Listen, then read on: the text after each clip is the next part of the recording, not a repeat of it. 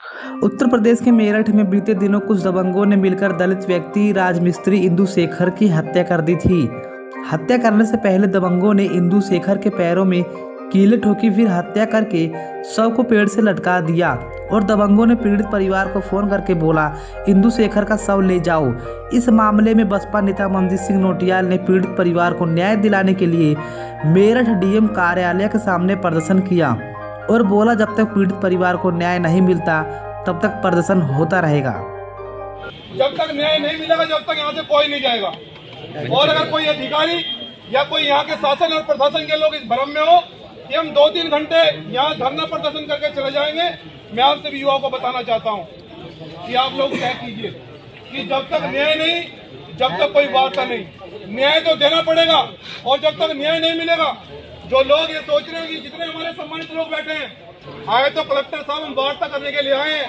जिस दिन हम लोग ये अभी 2 घंटे के बाद ही तय करेंगे, ये ध्यान रखना है, हम मीडिया के लोग बता देना कि जिस प्रकार से गोली चली है, यहाँ के कलेक्टर और डीएम को बताना पड़ेगा कि गोली क्यों चली है।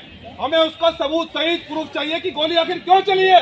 मजदूरी मांगने पर अगर गोली चल रही है तो तुम संविधानिक कुर्सी पर क्या कर रहे हो? अगर तुम्हें सरकार के तलवे चाटने हैं तो मेरठ में नहीं, लखनऊ में जाइए, वो तुम्हें तनख्वाह देंगे। गरीब लोग तुम्हें तनख्वाह नहीं देंगे। ये यहाँ के शासन प्रशासन कान खोलकर सुन ले। और दूसरी बात, मैं यहाँ के प्रशासन से बताना चाहता हूँ कि ये लोग अनपढ़ नहीं है जो तुम लाठी मारकर भगा दोगे। ये वकील है, 90% में वकील है, प्रोफेसर बैठे हैं, दिमाग से भ्रम निकाल देना। कलेक्टर साहब, मैं ये पीड़ा इसलिए कह रहा हूँ कि कल को कोई दूसरे भाई पर मेरे गोली न चले। और हम फजूल की बातें करने वाले नहीं है, ना हम राजनीति करने वाले लोग हैं। जो कह रहे हो करेंगे।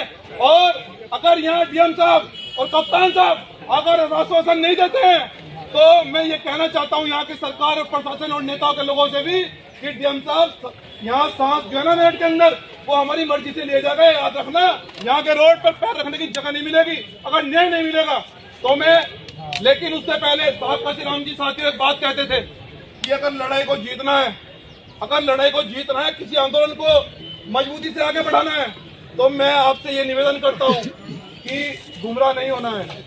परिवार को न्याय चाहते हैं ना आप लोग? सब लोग चाहते हैं परिवार को न्याय मिले। लोग चाहते हैं कि किसी और भाई को गोली ना लगे, तो आपको तय करना होगा किसी को यहाँ से घर नहीं जाना है। हम वो लोग हैं जो यहाँ के लोग भ्रम में हैं। मैं ये बताना चाहता हूँ, ये मेरठ की धरती वो क्रांतिकारी धरती है जिस समय आजादी के लिए आंदोलन चल रहे थे। जिन लोगों ने जो अपने आप को सूर्यवीर समझते हैं, उन्होंने अंग्रेजों की मुखबरी करी। और जो चमार और जाटव है, उन्होंने अंग्रेजों से लोहा लिया, उन्हें विजय। तो ये कहना चाहता हूँ सम्मानित साथियों कि कब तक गोली से मरोगे? मैं पूछना चाहता हूँ। हमारे बाप दादाओं ने संविधान लिखा, आजादी की लड़ाई हम लोगों ने लड़ी, इस देश को आजाद हमने करा। आज हमारे लोगों पर गोलियां चल रही है, वो क्यों चल रही है जानते हो? क्योंकि तुम्हारा खून ठंडा हो गया है। साहब काशीराम जी कहते थे कि जब तक आंदोलन नहीं जीता जाएगा, जब तक तैयारी नहीं करोगे, तो जिस दिन आप लोग एक दिन के लिए सड़क पर आ गए, इस सरकार का सांस लेना बंद हो जाएगा। तो मैं ये कहना चाहता हूँ समाज के लोगों, बहुजन समाज के लोगों और खासकर पढ़े लिखा युवाओं, और मुझे ये बड़ी देखकर खुशी हो रही है कि आज पढ़ा लिखा युवा जो बहुजन समाज का है वो रोड पर आकर अधिकार मांग रहा है। तो किसी माई के लाल ने दूध नहीं पिया जो तुम्हें आगे से पढ़ने से रोक दे। किसी माई के लाल ने दूध नहीं पिया जो तुम्हें न्याय दिलाने से रोक दे।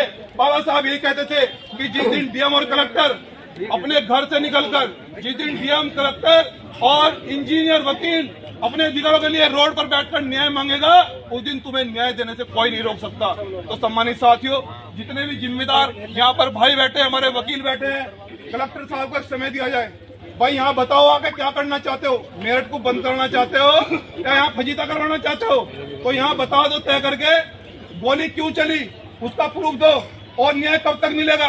जो यहाँ की सरकार कहती है कि गोली का जवाब गोली से दिया जाएगा, यहाँ इसलिए न्याय नहीं मिल रहा है कि वो दलित है, इसलिए न्याय नहीं हो रहा। कहाँ है वो सरकार के बुलडोजर? कहाँ है वो लोग जो लोग ये कहते हैं कि न्याय होगा, जो लोग ये कहते हैं कि दलितों पर अन्याय नहीं होगा?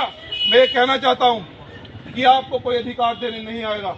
ये लोग वो मक्कार लोग हैं कि आजादी की लड़ाई आप लोगों ने लड़ी, लेकिन इतिहास के पन्नों पर किसका नाम लिखा गया है आप लोग जानते हैं। अगर जितने भी मेरे पढ़े लिखे युवा बैठे हो कि यहाँ चमार और जाटव से बड़ी क्रांति मेरठ के अंदर नहीं करी, लेकिन आप लोग भूल गए हो।